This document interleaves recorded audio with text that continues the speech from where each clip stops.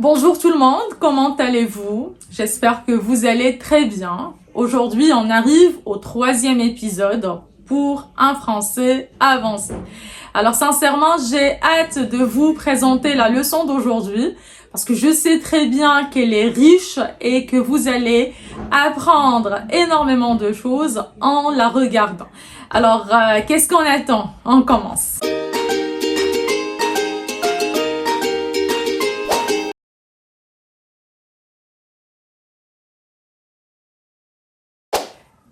Alors, nous allons commencer notre étude aujourd'hui par cette phrase.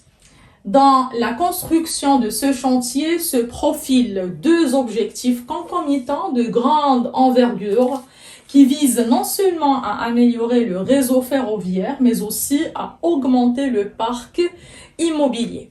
Alors, je vais commencer par une analyse grammaticale avant de passer au sens de cette phrase. Il s'agit d'une seule phrase, une seule majuscule, un seul point. Donc, ça fait une phrase. Cette phrase, je passe à la deuxième chose que je cherche naturellement dans une phrase, ce sont les verbes conjugués. Alors, j'ai ce profil verbe conjugué et j'ai vise deuxième verbe conjugué. Donc, deux verbes conjugués dans une phrase, ça fait une phrase complexe. D'accord? Une phrase complexe. Alors, qui dit phrase complexe dit proposition principale. L'autre, elle est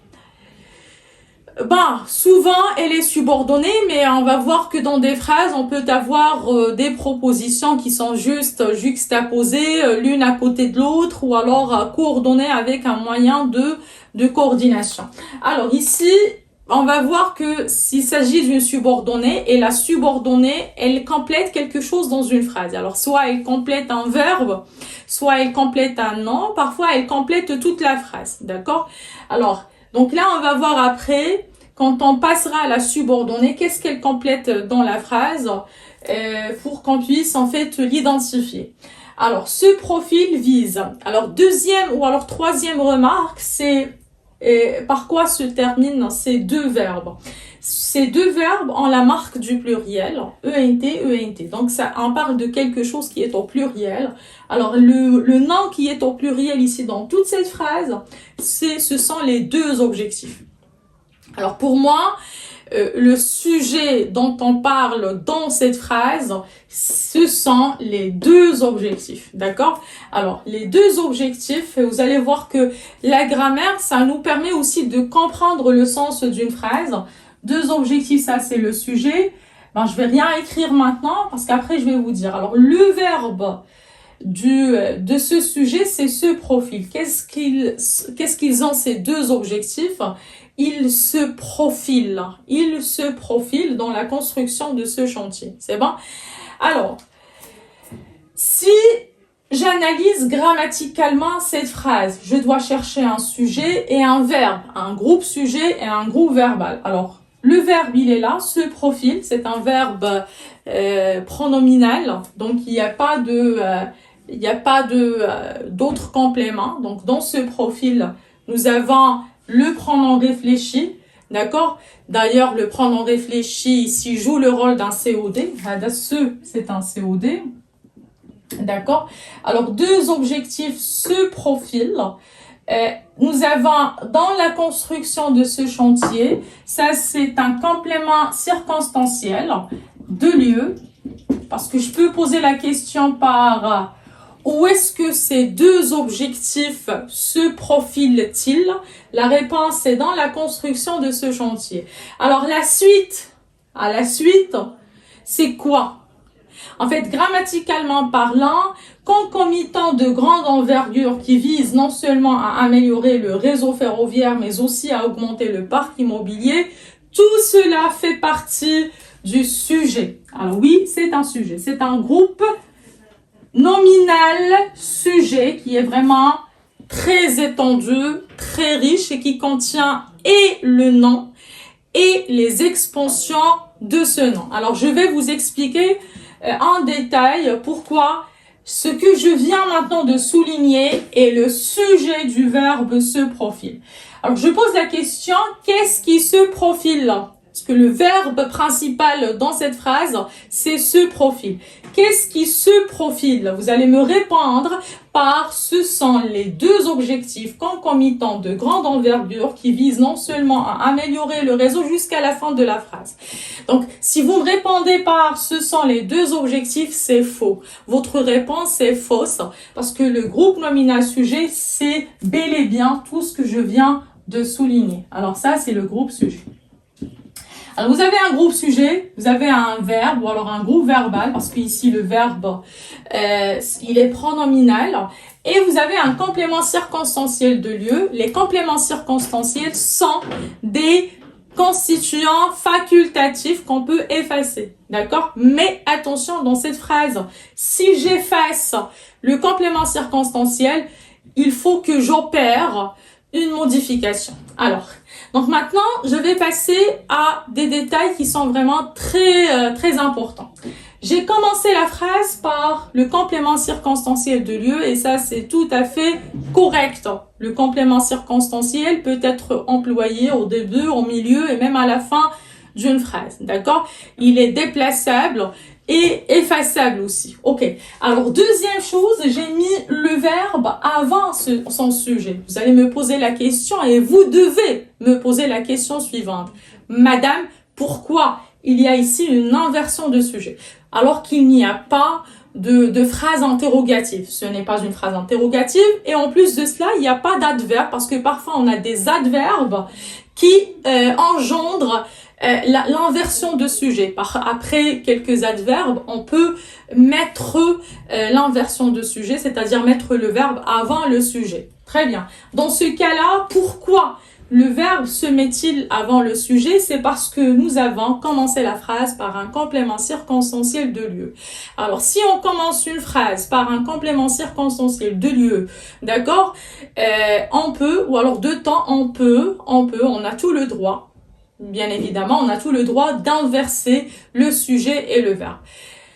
Sachant bien que quand on peut, c'est-à-dire que vous pouvez aussi, on ne doit pas, on n'est pas obligé, mais on peut, d'accord? C'est-à-dire que vous pouvez commencer la phrase par, dans la construction de ce chantier, deux objectifs concomitants à l'intérieur se profilent. C'est bon? Donc, vous pouvez garder la place naturelle du sujet. C'est bon? Alors, je répète, quand vous commencez par un complément circonstanciel de temps ou de lieu, votre phrase, vous avez tout le droit d'inverser le sujet, la place du sujet avec celle du verbe. Très bien. Alors, voilà, j'explique maintenant pourquoi ici le verbe est mis avant le sujet. Maintenant, je passe à ce groupe sujet qui est vraiment très étoffé, très étendu, très riche, très grand.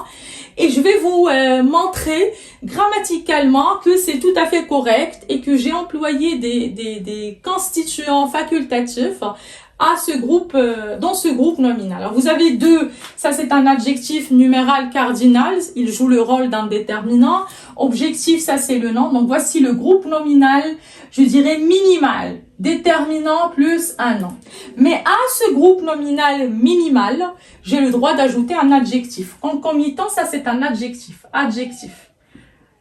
Il joue le rôle d'un adjectif épithète. Donc la fonction c'est épithète parce qu'il est placé à côté du nom. Il n'est pas séparé du nom par un verbe d'état. Ok, alors c'est un adjectif épithète, je passe de grande envergure. Alors de grande envergure, ça c'est un groupe prépositionnel, nominal prépositionnel. Qu'est-ce qu'un groupe nominal prépositionnel? Vous avez un groupe nominal, là c'est un adjectif à un nom, ça fait un groupe nominal et vous avez ici une préposition. Quand un groupe nominal est précédé d'une préposition, ça donne un autre groupe de mots qu'on appelle groupe nominal prépositionnel. C'est-à-dire qu'il commence par une préposition.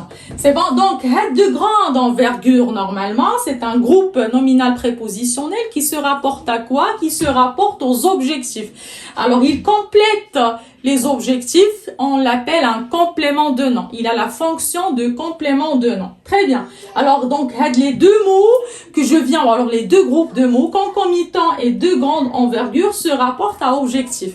Je suis en train de donner plus d'informations, de préciser, de compléter le nom objectif.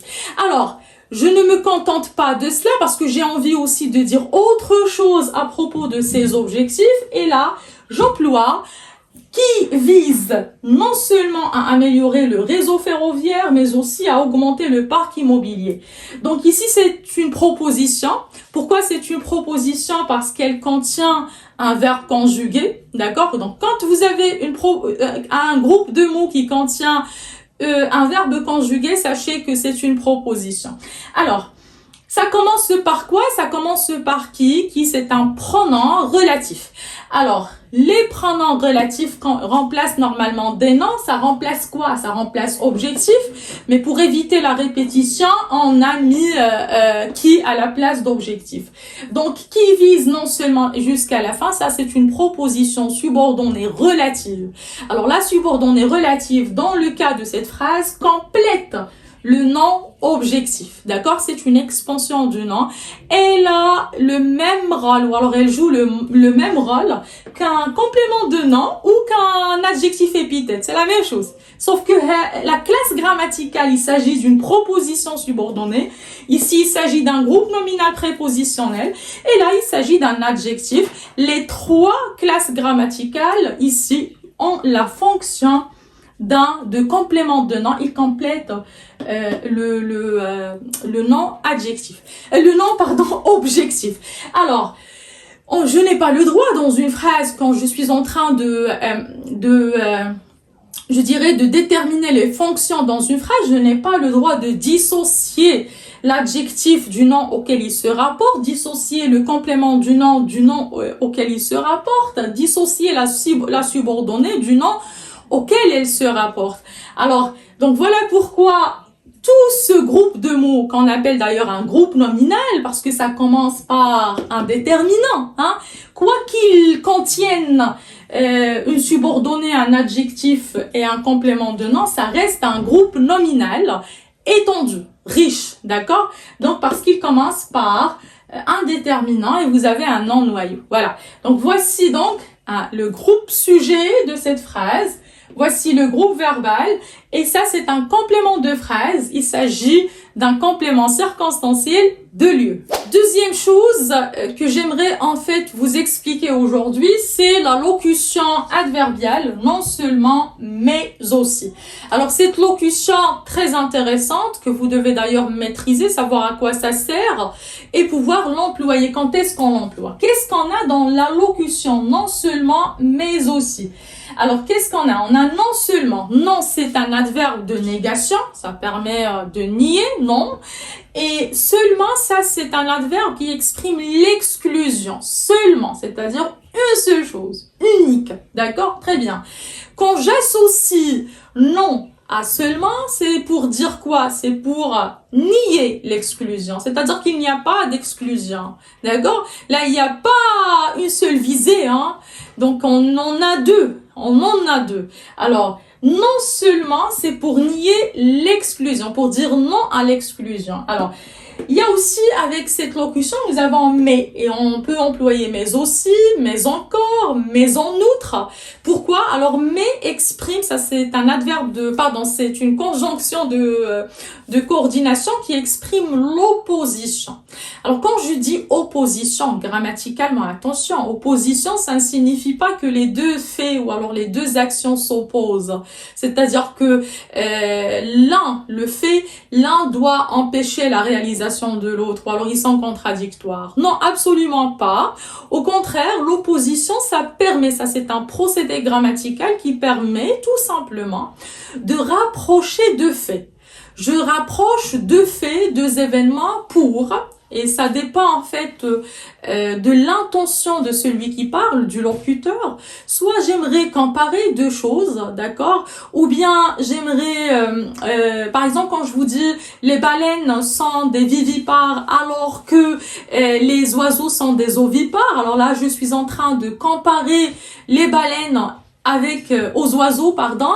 Ou bien quand je vous dis Ahmed lit une histoire tandis que sa sœur joue à la poupée, ici je suis en train de vous dire que les deux actions se passent simultanément, donc c'est une simultanéité, donc là c'est une opposition. L'opposition, ça permet de rapprocher deux faits pour les comparer, pour montrer peut-être la différence qui existe entre eux, ou alors pour montrer ou alors exprimer la simultanéité.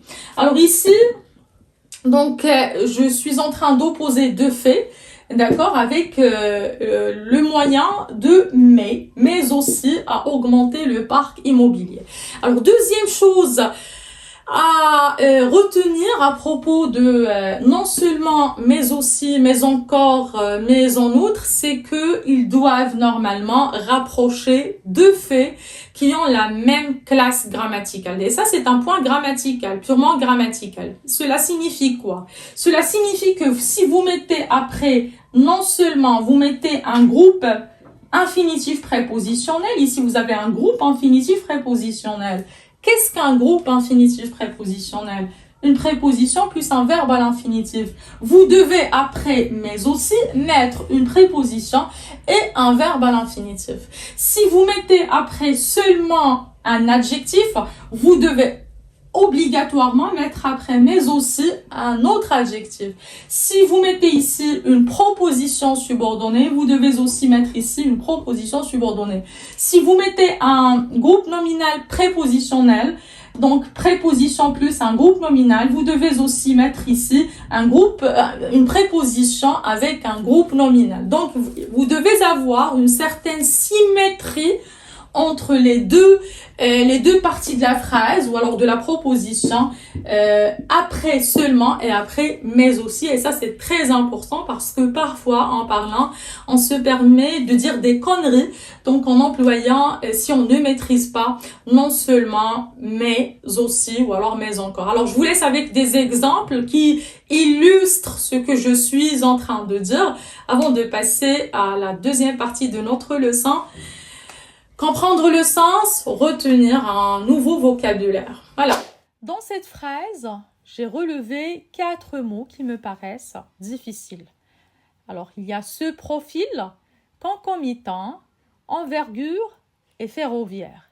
Ces 4 mots peuvent entraver la compréhension de cette phrase. Allons-y, découvrons de quoi il s'agit.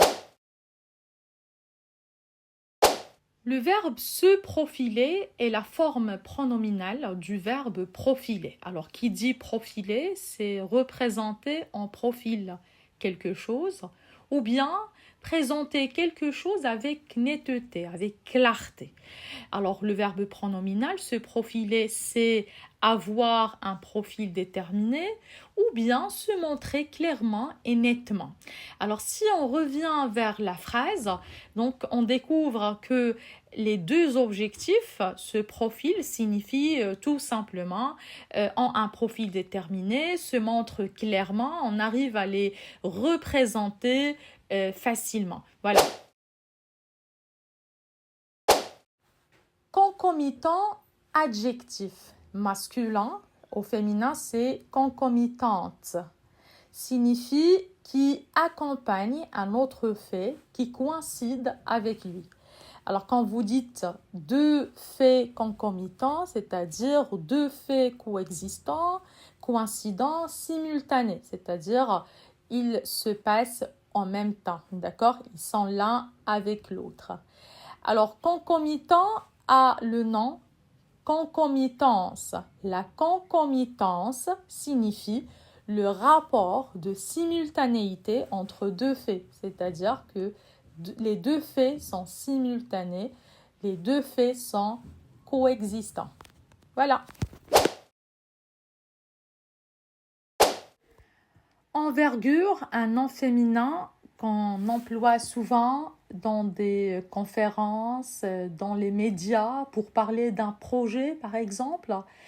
Et normalement signifie état d'une voile d'un bateau envergué, c'est-à-dire étendu. Alors, quand on dit une voile enverguée, étendue, c'est-à-dire c'est une voile qui est attachée à une vergue. Le verbe, c'est enverguer. Le verbe, c'est enverguer, un verbe du premier groupe qui signifie attacher une voile à une vergue. Voici à quoi ressemble une vergue. La vergue d'un bateau, c'est un espar disposé en croix sur l'avant des bateaux qui servent à porter une voile. Ça pourrait être aussi l'envergure d'un oiseau, c'est-à-dire l'étendue des ailes d'un oiseau déployé. Alors la question qui se pose, c'est quel rapport avec l'envergure, qui est l'état d'une voile d'un bateau envergué, avec l'envergure que peut prendre par exemple un projet. Alors quand on dit qu'un projet a pris de l'envergure, ou alors c'est un projet de grande envergure, c'est-à-dire que c'est un projet qui a pris de l'ampleur, de l'ouverture, de l'essor, qui a connu un développement. Alors ça pourrait être aussi un esprit de grande envergure, c'est-à-dire un esprit qui est apte à comprendre beaucoup de choses, à établir des rapports entre des objets lointains, c'est-à-dire un esprit très ouvert. Ferroviaire, un adjectif qui qualifie tout ce qui est relatif au chemin de fer, au mode de transport guidé dans lequel les trains, wagons, etc. se déplacent sur des voies ferrées constituées de 2 rails. Sur ce, je vous remercie énormément et je vous dis au revoir.